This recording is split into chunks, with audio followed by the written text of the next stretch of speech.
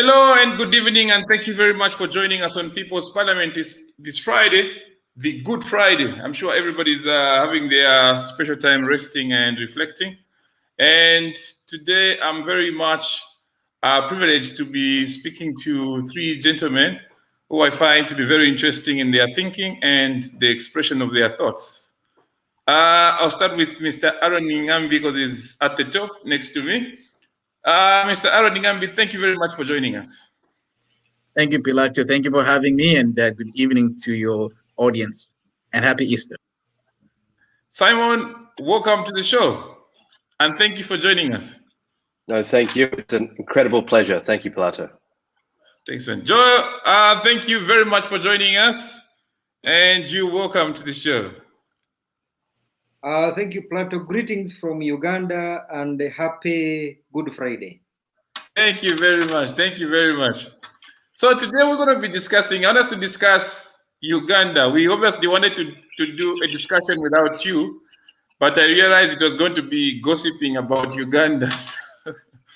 So we wanted to make sure that there's somebody from Uganda so that as we discuss Uganda, it's not pure gossip, but a discussion that we can, so many of our people in Zambia can relate to. So we want to hear from you about Uganda. And Aaron Ngambi will also be giving us an understanding of Zambia, the Zambian political context.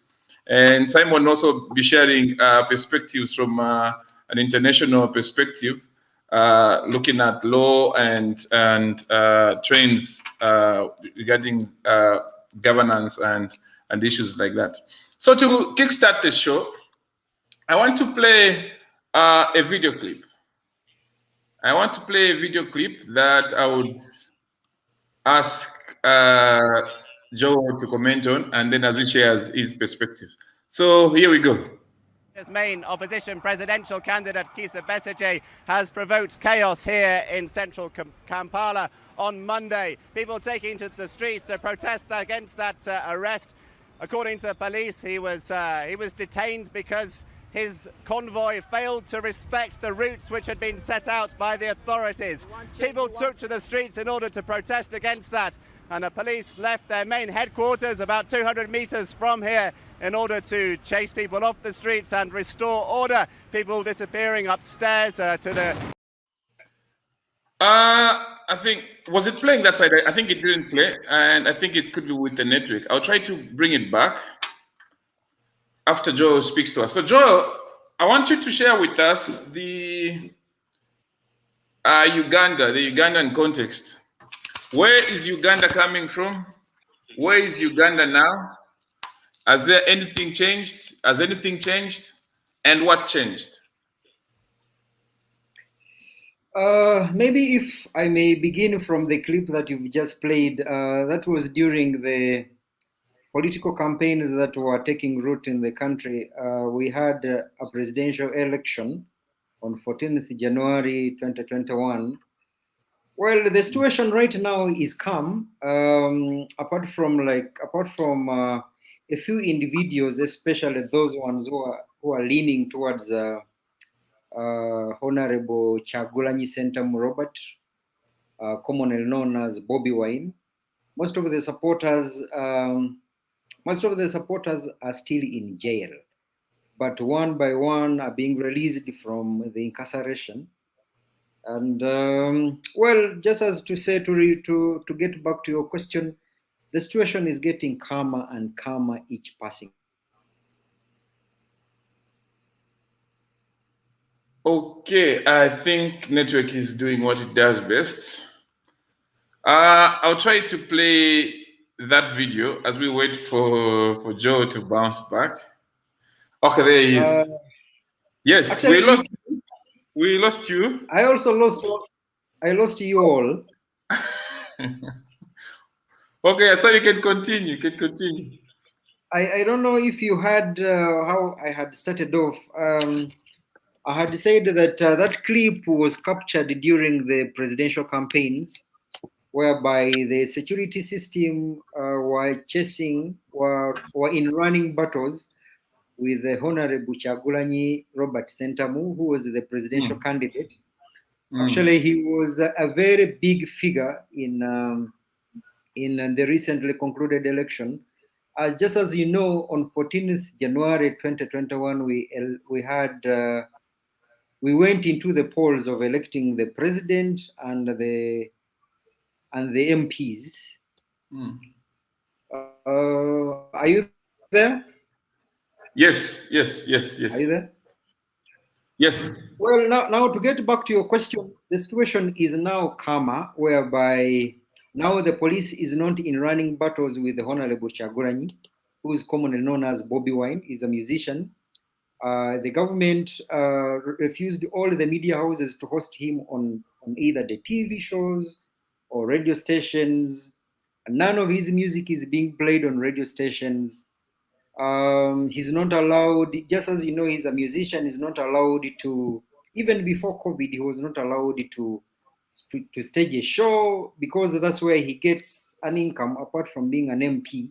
So if he's not getting an income from the parliament, so he's not earning a single shilling. So to get back to your question, the situation is now calmer, apart from a few individuals, especially the supporters of Honorable Kyagulanyi Ssentamu, or those ones who subscribe to the NUP party. That is the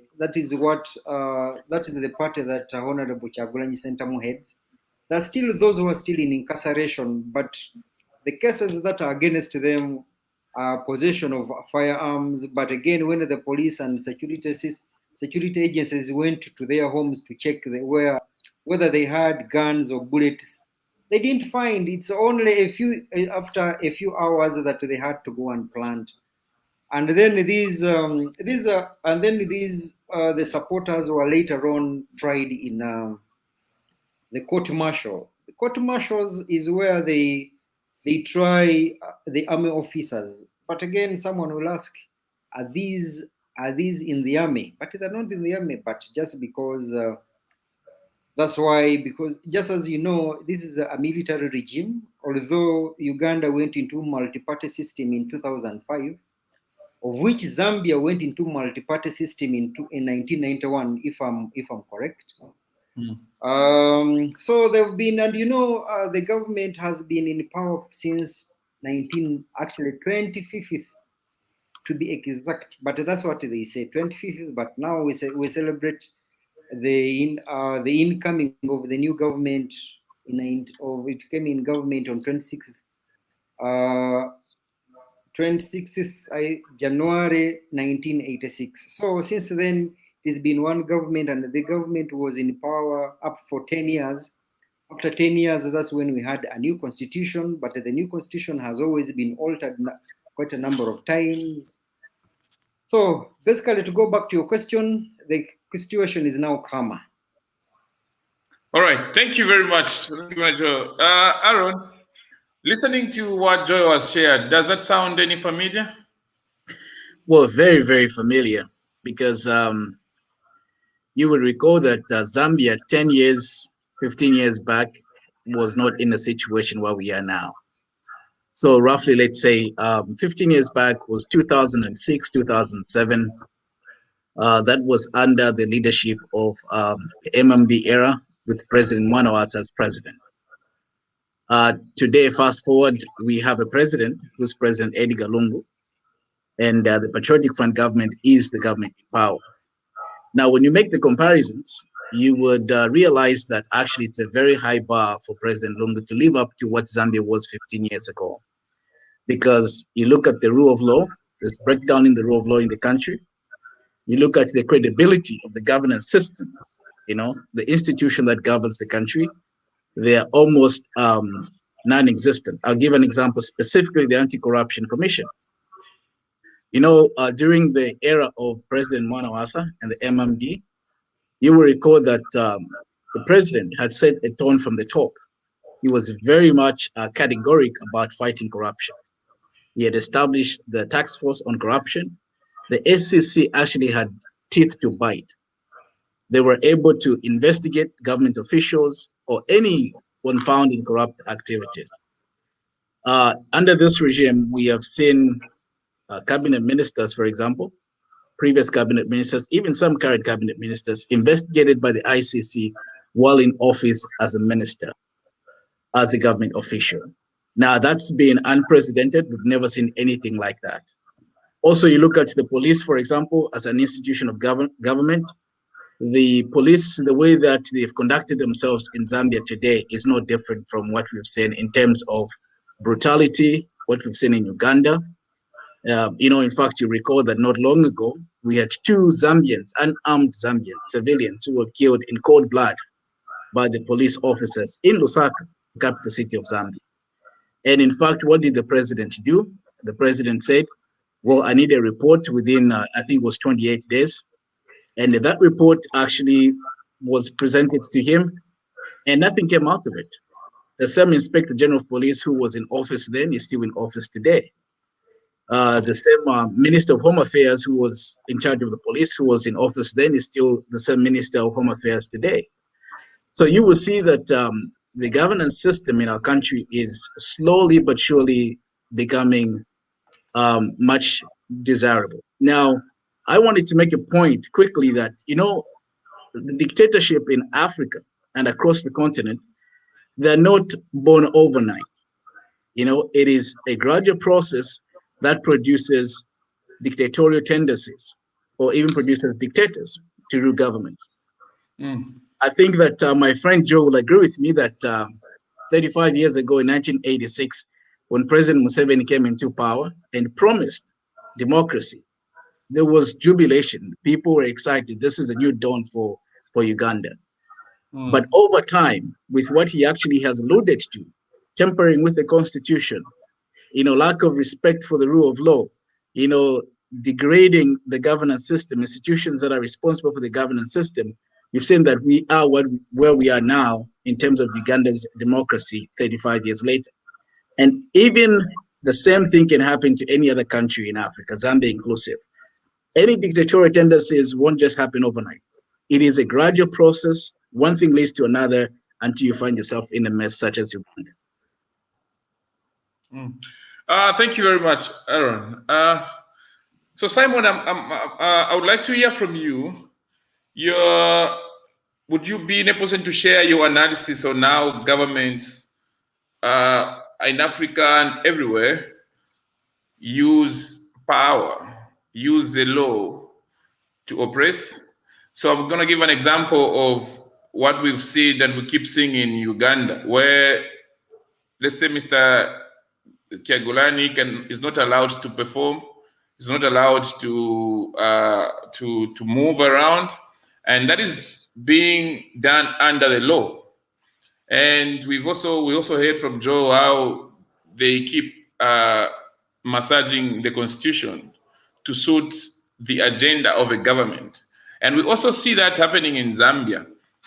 Are you able to share with us, from your analysis, these trends of how these governments use the law to perpetuate their stay in power and in turn become dictators or authoritarians?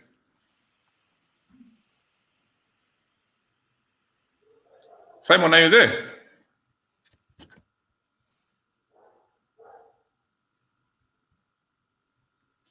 I don't think he can get you. Simon? I think he's praying for us. Okay, he's making it back. Well, right on cue, Pilato. I have internet problems, but I think I have them fixed now. All right. So did you get my question? I did. Thank you. Sure. And look, can I just say, it is a great pleasure to be here. And as you know, I've got a long history and affection for Zambia. I've worked there for a number of years. And of course, I also have a connection to Uganda, as I was on Bobi Wine's legal team a couple of years ago, and I was down in Kampala in 2018 after the incident in Arua. So I've got a special affection for this issue. What I want to do is talk about how governments use law to perpetuate their stay in power, and I want to talk about it really in a Zambian context, because I think that's important considering the year that we're in. And the first thing I think, I promised myself I wouldn't talk about COVID, but I'm going to start with COVID, and that's the way that it's used as a cover, especially in a political context, to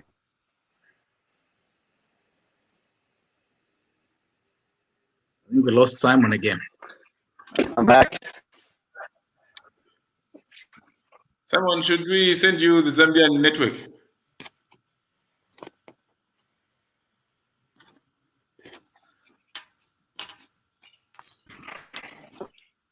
We should hook him up with the Zambian. Simon, should we hook you up with the Zambian network for your connection?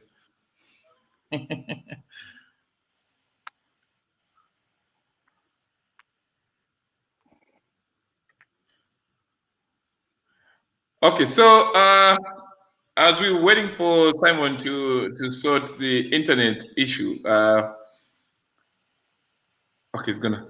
I wanted to let me see if I can play this video because I wanted to find a common ground for this discussion. What happened in this video and what happened in Zambian context? Then I can hear your reaction, Aaron, and also then Joy also have an understanding that we could be twins. His main opposition presidential candidate, Kizza Besigye, has provoked chaos here in central Kampala on Monday. People taking to the streets to protest against that arrest. According to the police, he was detained because his convoy failed to respect the routes which had been set out by the authorities. People took to the streets in order to protest against that, and the police left their main headquarters about 200 meters from here in order to chase people off the streets and restore order. People disappearing upstairs to the balconies of shops, and the police chasing people down using tear gas and also water cannon about 100 meters down the road here. You may be able to see the evidence of some of that water on the streets as people were dispersed by the authorities.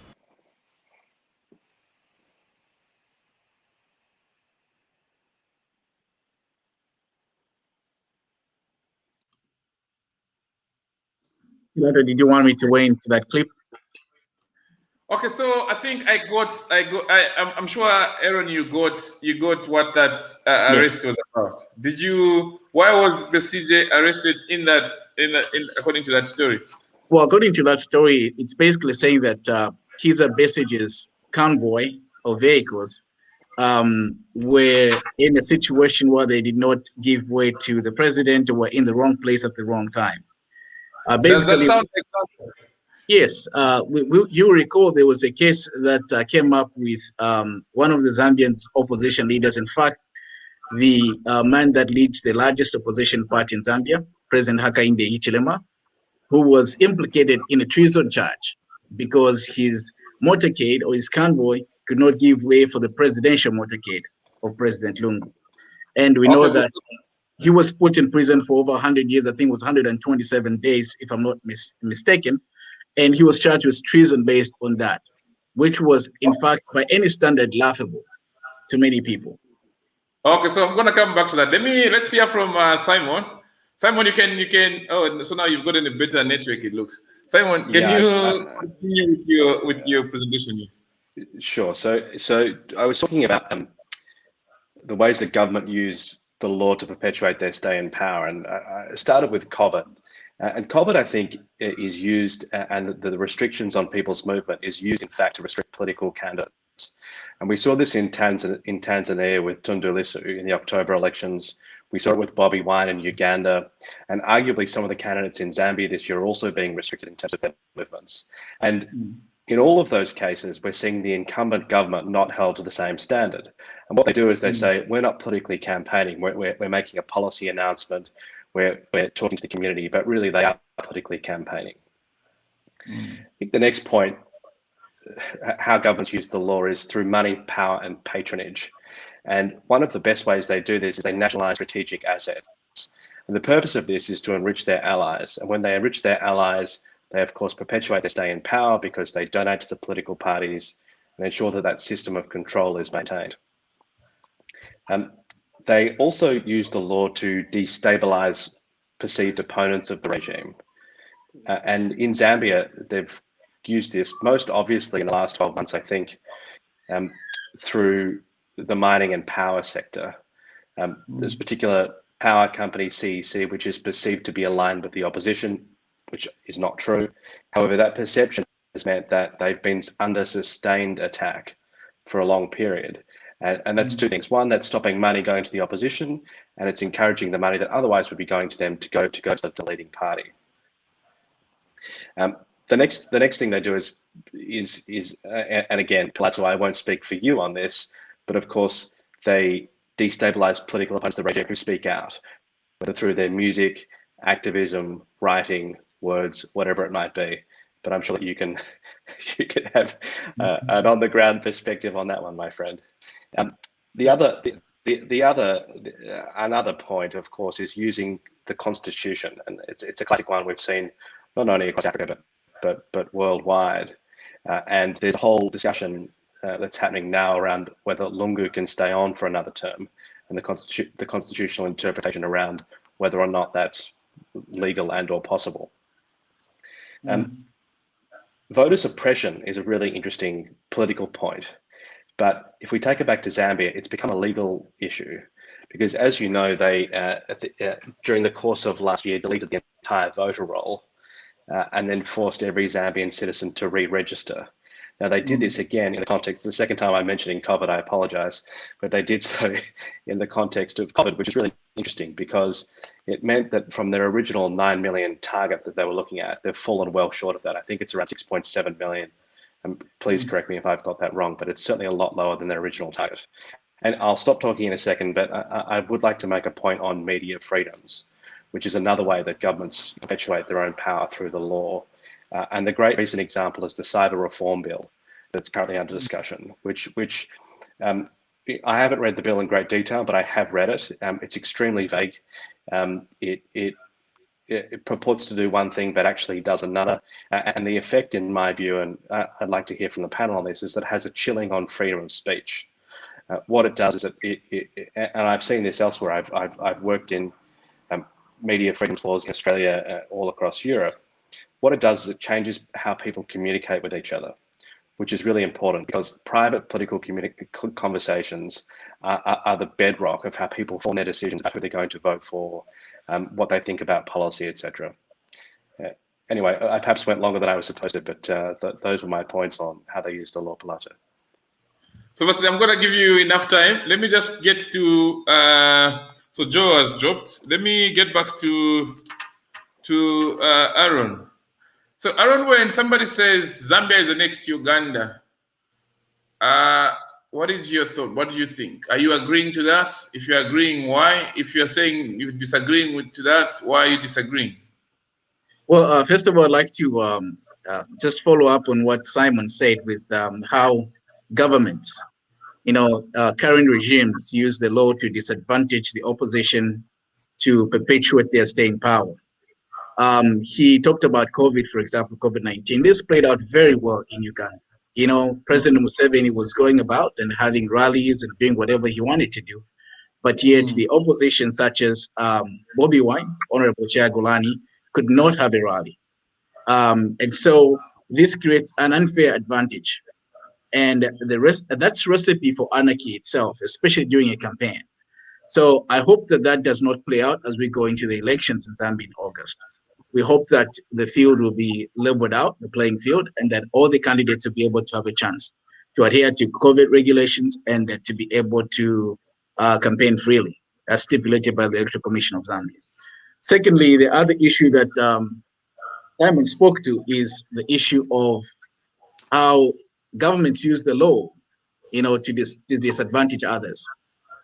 We have a law in Zambia called the Public Order Act, which, of course, they have a Public Management Act, something to that effect in Uganda. It is basically the same thing.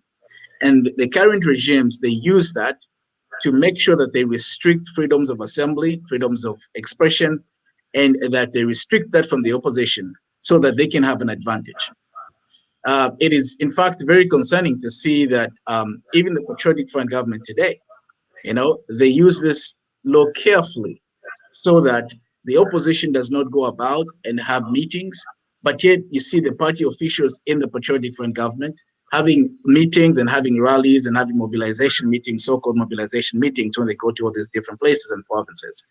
So it is very concerning that this is very well orchestrated by any government in Africa, most governments in Africa, to actually use the law to their advantage, but disadvantage the opposition. The Constitution as well is one thing. And this is where I want to speak to the Cybersecurity and Cyber Crimes Act, which is now law in Zambia. This is very similar to what we saw in Uganda. In 2018, the Ugandan government of President Museveni introduced what they called the internet tax. So they started charging 200 shillings, Ugandan shillings, for access to the internet. And within 3 months of instituting that law, the usage of people that were accessing the internet dropped to almost 2.5 million Ugandans were not accessing WhatsApp and other different services that they were accessing to the internet. And the reason for that is because Bobby Wine, or Honorable Robert Chagulanyi, had a huge presence as an artist and also as a politician now, had a huge presence on the internet. He had so much following and influence. And so the government sat down to say, what do we do to curtail this before the next elections? And so they did everything they could do so that they could actually restrict access to the internet. Basically, the Zambian government wants to do that in a different way. What they want to do is they want to criminalize what you post or what you share on your social media, so that people are intimidated, so that people do not have that freedom of expression in the name of, no, this is Cybersecurity, Cyber Crimes Act or law will come after you.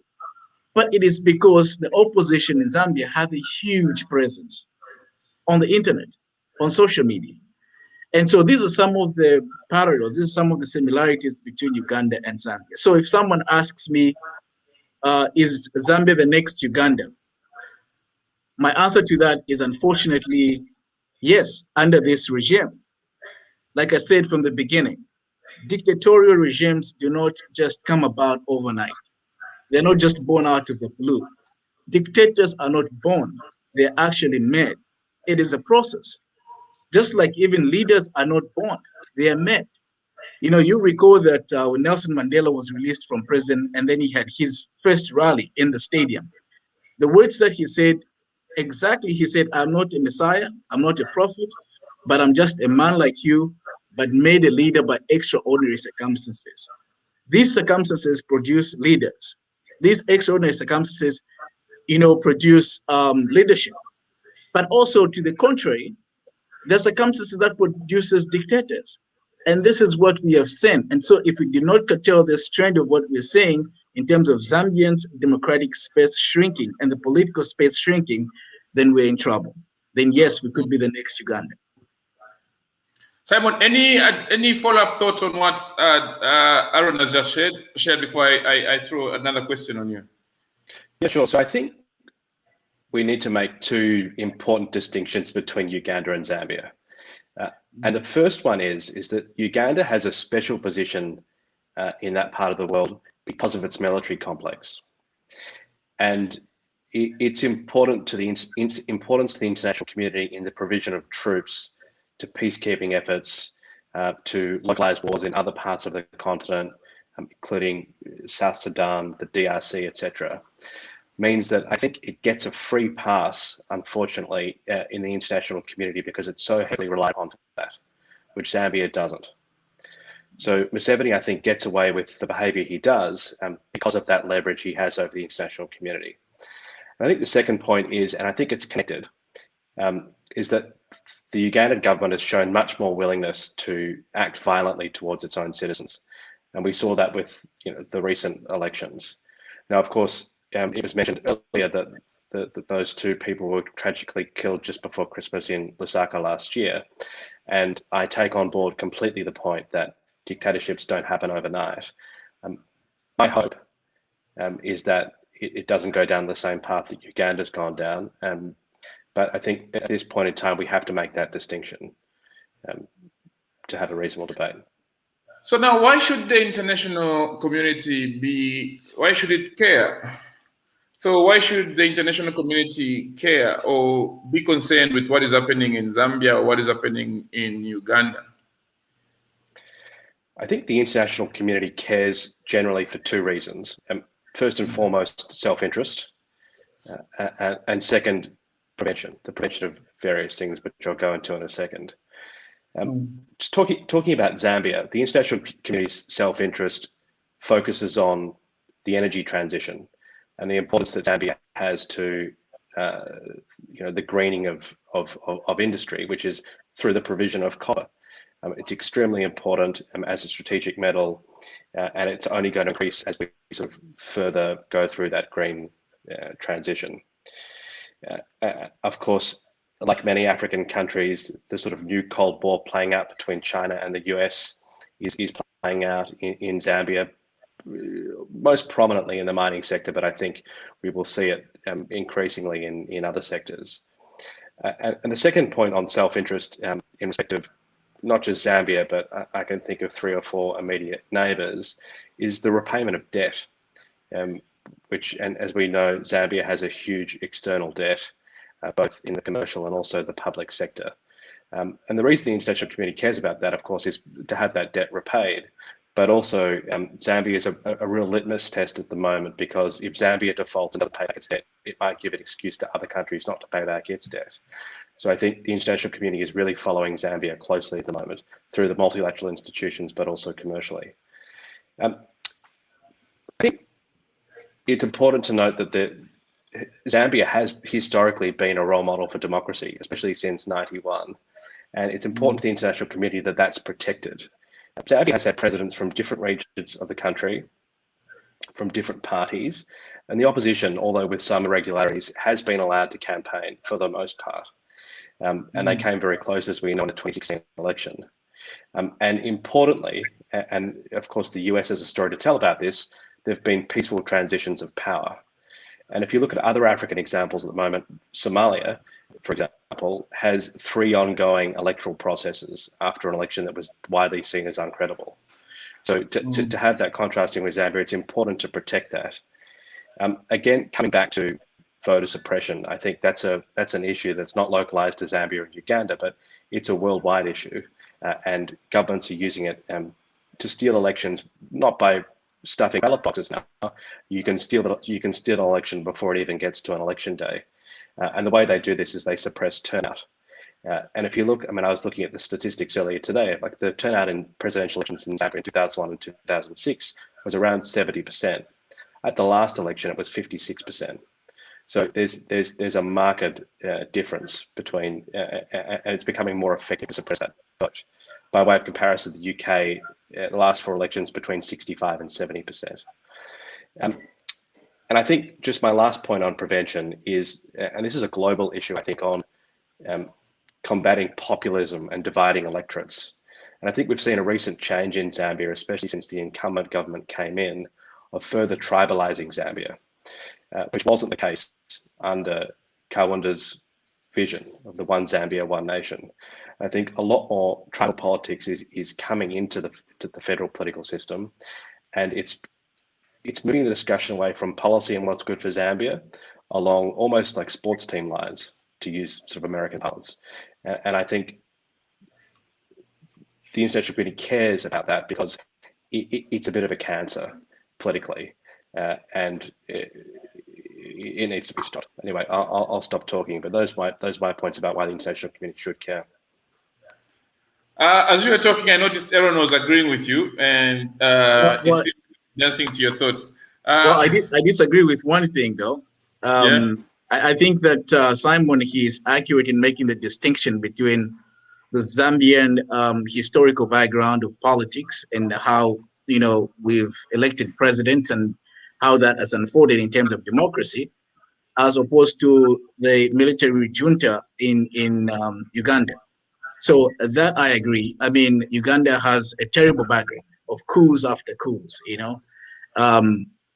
But we've been fortunate enough that actually power has been, power has been transferred from one elected leader to another. So that's a good thing. But I disagree with,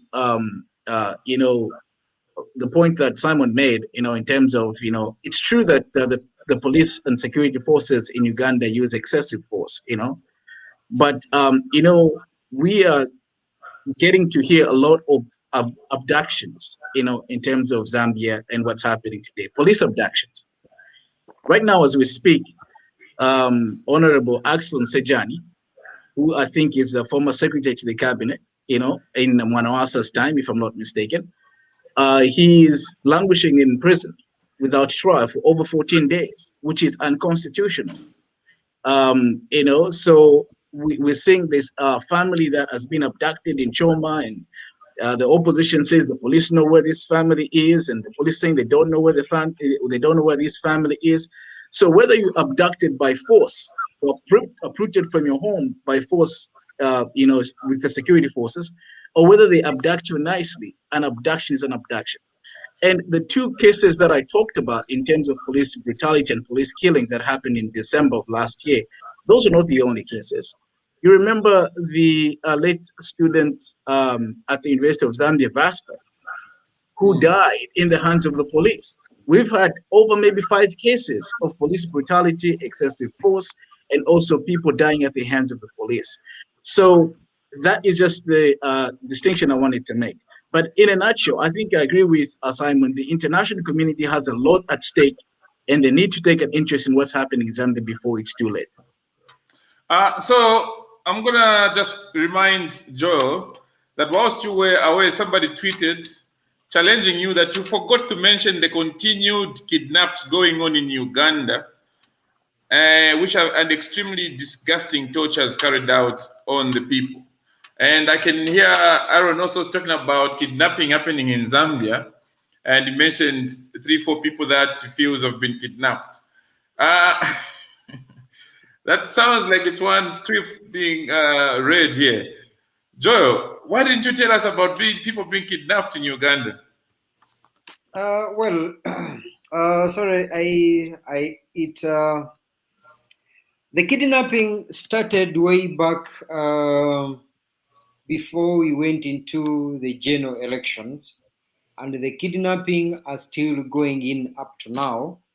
And then there are so many people who are kidnapped, especially if they know you are a supporter of Honorable Kyagulanyi Ssentamu, commonly known as Bobi Wine.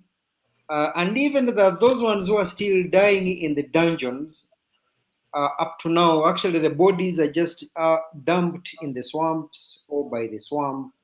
Even those ones who are now released are being dumped wherever they were not being picked up. Well, the thing is that whenever President Museveni runs again, when he has someone, an opposition leader who's very strong, who's very vocal. So, for instance, during when Dr. Kiza Besigye was running against him, he was always in and out of the incarceration, and he was always having so many cases against him. The army the security agencies goes ahead and kills people in broad daylight. Kills people in broad daylight. Like, for instance, I can give an example on 20th October 2020, when the security agencies arrested Bobi Wine. The army went ahead and killed over 58 people in one day. 58 people. And then when the president came out, or the security agencies, actually the president came out and said, well, it was deserved. These guys were going to cause a mayhem. And then the security minister, General Eli Tumwine, went at the media center and said that the police and the army were right to shoot at demonstrators.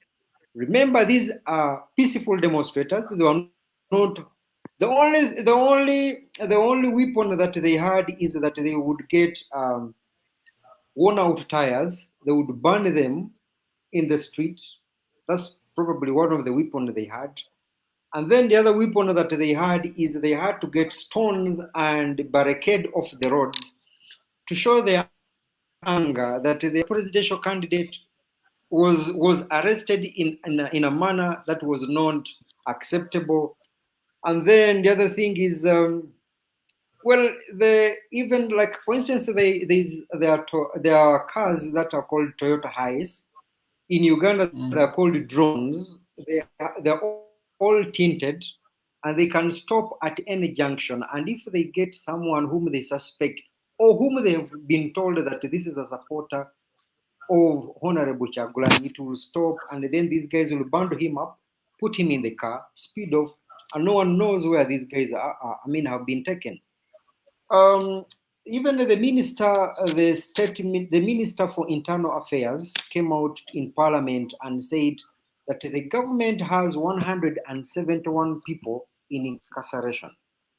Then when Honorable Chagulanyi went to the floor of parliament plus other opposition candidates, they said that the number of those ones who have been abducted and they don't know where they are, it is over 700 people. And basically the number of those ones who've been captured and taken to prisons are in the central region, especially in the districts of Mukono, the districts of Kampala, the districts of Wakiso.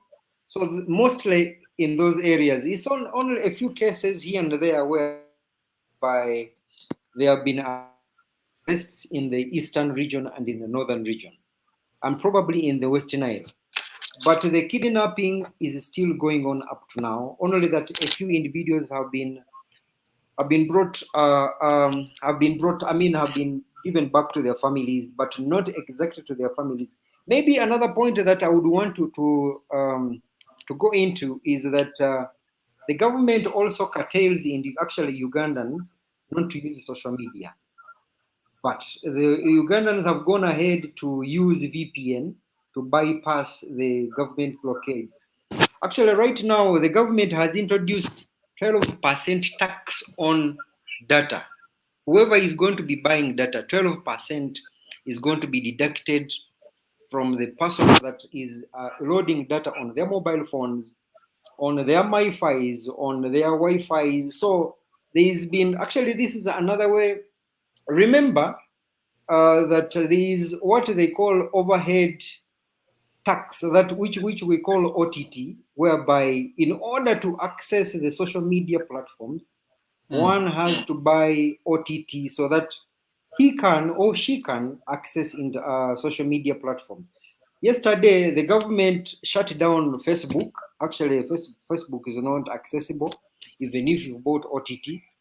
But actually, with the use of VPN, now people can access Facebook. But of yesterday, the government has introduced 12% tax.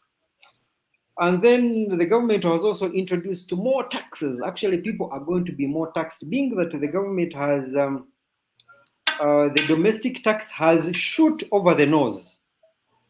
And then the government cannot borrow anymore. And then even the government has gone ahead to borrow more than it can borrow. Like, for instance, there is a minister of the Minister of State for Finance called Honorable Bahati. Whenever he goes to the floor of parliament, they call him the Minister of Borrowing. Actually, they call him a Minister of Borrowing. Whenever he goes to the floor of parliament, he's borrowing. So the government has gone ahead and borrowed and overborrowed. Like I say, I think even it went ahead and borrowed. I don't remember either World Bank or African Development Bank to borrow to pay taxes of the civil servants. So that's the rate at which the government has reached. Precisely, like, even if I can give an example, the healthcare is crumbling. The education system is almost at its knees. So I think even like, if I can give an example, another example is that what actually I think the Zambians, you've gone quite ahead on this, is that we've allowed the Chinese to take over everything. The Chinese are into mining. The Chinese are the ones who are winning deals and tenders, and then they're giving us a lot of money, and at some point they're doing shoulder work. But the only thing that probably we can praise the government of Uganda is that probably we don't have a policewoman or a policeman into the police force and is Chinese, of which I've seen that there are Chinese who are allowed to be policemen and police. Basically, if not, we are selling the continent, we are selling ourselves. And I think last week is that it was said that every Ugandan has to pay, I think, $1 million shilling to pay all the debts that the government has taken. And imagine the government has the NRM government has been in power for more than a half of the time that Uganda got independence. Uganda has had 9 presidents, and this is the 9th president. And this is the one who has served more than the others. Right now, he's going to make 40 years in 2026 when we go into another election. So, move away from you. What other lessons do you think Zambia and many other countries should learn from Uganda? The other things that they can learn from Uganda is that, well, the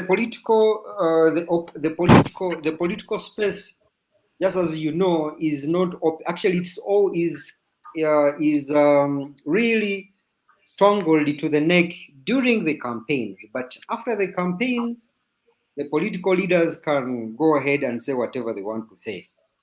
So the other thing is that the rest of Africa, especially Zambia, is that well, I don't know whether it is possible not to allow the government to overborrow, because if we can get, for instance, if we can go by the example of Tanzania, John Pombe Magufuli, who died recently, he tried to collect local revenue, and he was trying to, although he was squeezing the political opponents, I think we have a lot of resources. So if we can use the local resources that we have, Uganda and Zambia are landlocked countries, but there's something that the both countries can do together to get away from all of this.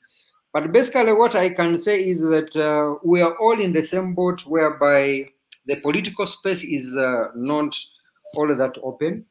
The people themselves are not allowed to do and say whatever they want to do.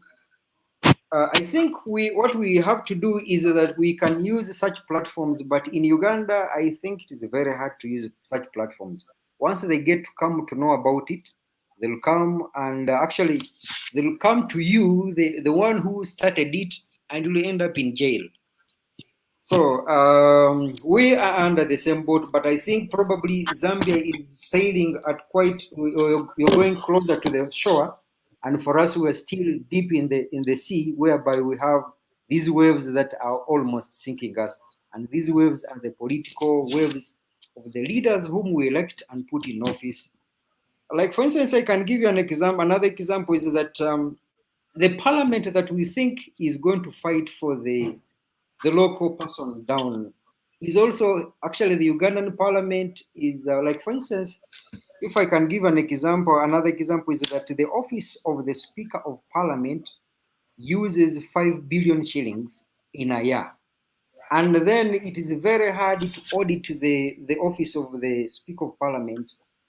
So even the parliament that we think is going to maybe fight for what in Kiswahili they call wananchi, the local person, is not also doing the same. So we find that we are just dangling in space. So we don't know whether where we are going to fall is in a den of a lion. So I really can't tell. But all I can say is that we the people, we have to fight until we get what we want to get. Okay, so let me get to Simon. Simon, this is Grace. Grace is saying, is there a situation in which Zambia actually benefits from making a strategic decision not to repay? Are there any analogous situations on point for that? I don't know where this one is coming, but says she's watching from Nevada, USA. And I'm directing at Simon because the earlier message was, I don't want to sidetrack to this, so feel free to, but I'm wondering about the international debt mentioned by Simon. To whom does Zambia owe that debt? Well, it's a mix of European commercial investors, lenders, European bondholders, and there's a huge amount of Chinese debt over which there's some opacity. It's both commercial and public debt from China. It is a multiple now of GDP and completely unsustainable. In terms of the question is there a situation where they don't pay it back if that's a good thing? I think the answer to that is no. And the reason I say that is, debt is a very important way that governments fund what they do. If you stop paying back debt, you lose access to the markets in which you can borrow, and specifically in commercial markets where there's less concessional loans given. For example, the Eurobond market. Once you exit the Eurobond market, it's very difficult to get back into it. I think Argentina is a good example of the difficulties which they've had restructuring their debt. They've recently gone through an IMF program. But IMF programs are very difficult things to go through. They require a lot of conditionality, a lot of changes to how public finances are made. And look, Zambia is frankly going in the wrong direction. I mean, if you look at what the president has done to the independence of the central bank in Zambia by replacing a widely respected economist last year with, frankly, a crony of the party, and that wasn't received well in the international community, and certainly not by those who currently hold debt.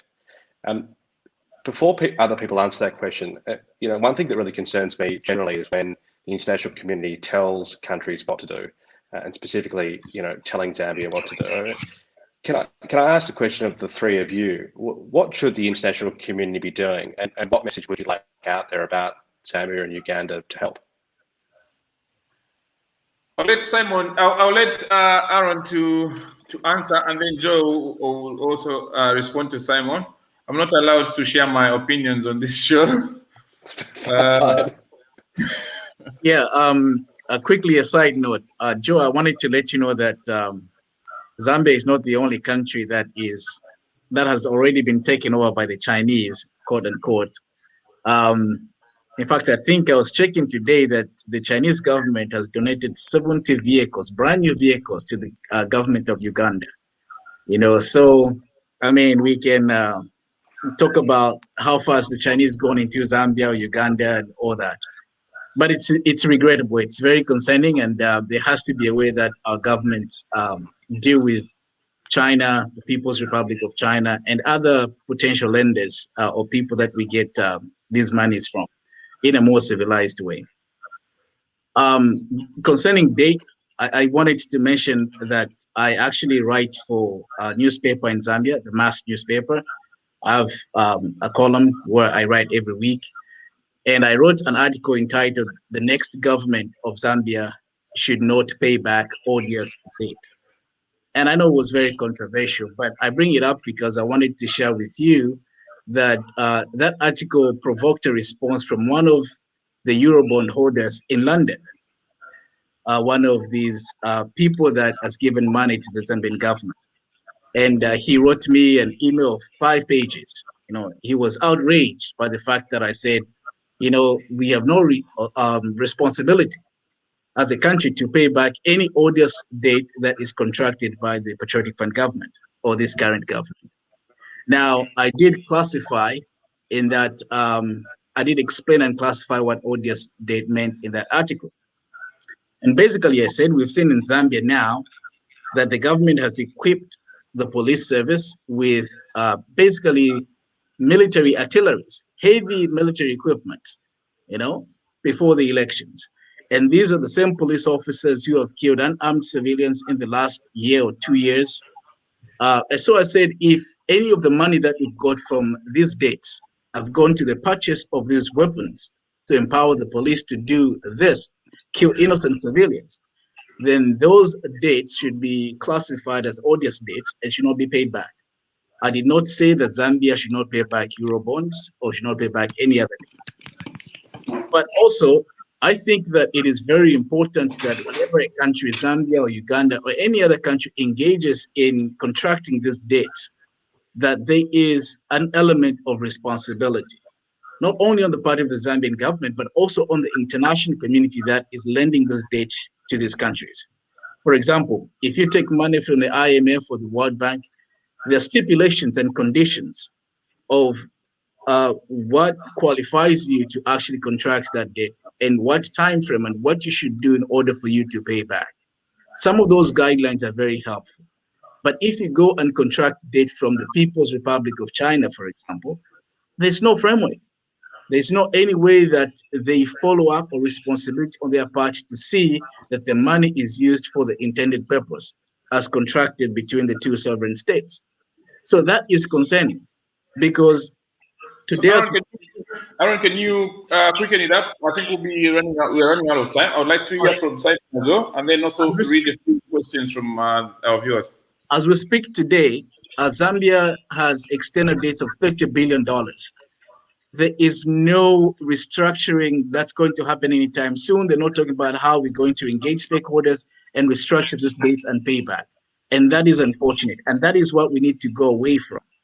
We need to have a plan of how we contract these debts and a framework of how we pay back these debts in due time. Any country in the world, any sovereign state has external debt. It just up to how you contract these dates and how you pay back these loans that you actually get from some of these countries. Okay. So, Joe, any comment within a minute that you'd like to add on what Simon said and what Aaron has just said? So then we can attend to questions and comments from the viewers. Well, I would say that under the Paris declarations, like for instance, if I'm talking about debt, under the Paris Declaration, donors are committed to increase the use of program-based aid approaches that work through government systems and are on budget. Therefore, in theory, this strengthens domestic contribution, but again, the governments also have to be the governments, and the lenders have also to monitor, and also have to have a right to be accountable and to know that the money that they send and the money that is sent for use is also put on the right track. Now to get back to what Aaron said, well, the 70 vehicles were given to the office of the Minister of Foreign Affairs by the outgoing Chinese ambassador who's leaving office on 17th of this month. So I don't know whether it was like a thank you to the government of Uganda, but generally, are you getting me? Yes.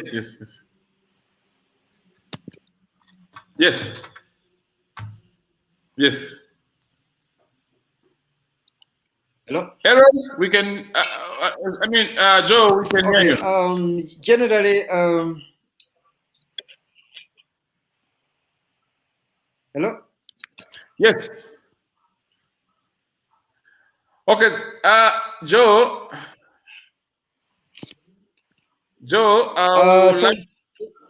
can you wind it up, and then we read some comments and questions from our viewers. Precisely, I was saying that. I was still alluding to the Paris Declaration that whereby it says that it shows that donors Africa has a right to get money from the donors under the Paris Declaration, and this money has to be followed to the right use up to the end use. But you may find that still there are loopholes that need to be cemented, basically by the international NGOs, the local organizations, and also say for instance those mechanisms that are under the countries that also have to follow up on how the funds are used. But you find that in many instances this is not followed, but that is the right track. Just like, for instance, if I may veer off a little bit, it is that. Joe, let me just get to the comments and questions, and then you share that thought in your concluding remarks. Okay. Yes. So this one is coming from Yasin Mwango, saying the problem is that leaders, they think they own the country and make things that favor them. Henry Mwansa says Zambia is slowly becoming the next Uganda, But I feel it should go for individuals, us, to outsmart the current government, because already we are faced with the so-called cyber bill that is potentially suppressing freedom of expression. Adrian Sakara says, the current government has already made us slaves. That's a problem with the capitalism. It's time to liberate ourselves. We are nose diving quickly. That's Aaron, you should find interest in that proposal there. Rabson Tembo says, America and China should care that democracy is restored in Zambia. If peace is lost in Zambia, the whole world will experience problem. Copper and mineral price will go up. Congo DRC copper minerals export go through Zambia. Oh, okay, that's a business look there. And Gang is asking, what about Botswana? So the issues that you're talking about, is this happening in Botswana? Where is Botswana in the puzzle there? So let me just get two more, and we can get reactions in concluding the program. This one says, it's sad how African leaders are using our constitutions to oppress us. This is not the Africa our ancestors fought for.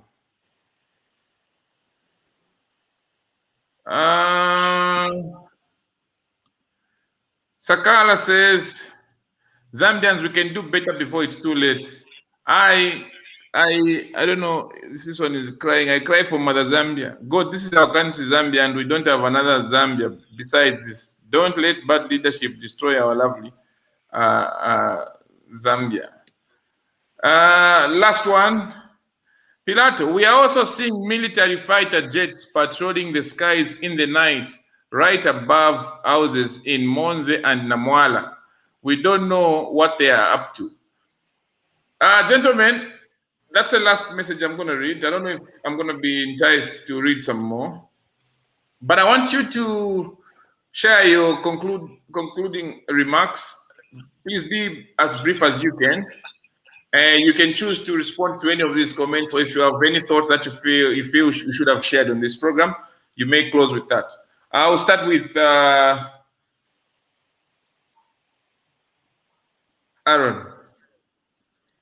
Thank you, Pilato.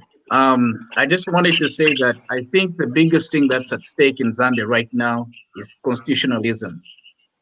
There's need for the Zambian people to defend the constitution as amended in 2016. This is the supreme law of the land. We have seen from other countries, such as Uganda that we're discussing here tonight, that once the constitution is tampered with, it becomes extremely difficult for a country to revert back to the rule of law and the constitution as it should be. So the problem that Zambia has today is the issue of following what the constitution stipulates. You know, you recall that not long ago, there was a bill in parliament that was defeated, Bill 10. When that bill was defeated, people in the ruling party were very much unhappy and upset because it needed 2/3 of the majority to change or to enact that bill into law.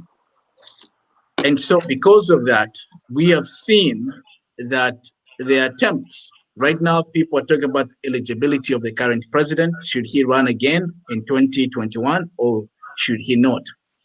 So the attempts by the ruling party, and not just the PF, but many ruling parties across the country and across the continent who are in government, that want to tamper with the constitution to stay for a bit longer than necessary. That is a concern for me, and that is a concern for most of the people. And so the Zambian people should stand up and do what is right in defense of the constitution. Thank you very much, Aaron. Simon, your concluding remarks? Thank you, Plato. Thank you very much for having me. I think Zambia is at an inflection point this year, and it's a good opportunity for the people of Zambia to reflect on what they want for their nation. And it's a good opportunity for the international community to listen and to help where they can. I think we need to move this conversation away from the entrenched positions of the two main political parties and really talk about policy and what the future could look like for their country. I'm excited personally about the potential of third forces in this election year, which could perhaps bring some calm and reason to the political debate. And thank you again. Thank you. Joe? To conclude with, I'm sure if the government, if the constitution of Uganda was not tampered with to remove the age limit and the presidential terms, I think we would be on the right track. But again, additionally, there is something that African countries are failing to understand, that the population of the youth is increasing, and right now the youth are over 45%. So another thing that I would want to conclude with is that we need to check the policy declaration on aid effectiveness, which was commissioned in 2005, which commits that donors and recipient governments have to ensure accountability to their citizens and parliament. And also, we need also to follow up on the Accra Agenda for Action 208, which reinforces the importance of greater transparency and accountability for development results from the funds that we get from the donors, basically those ones that are local and those ones that are international. So with that, as long as we are following that right track, we are going to put our governments to account for all the monies that they receive and how they spend it. Thank you very much. Gentlemen, thank you very much. Thank you for joining me on this program. And thank you very much for everybody that tuned in to watch and contributed. We see you next week on Friday.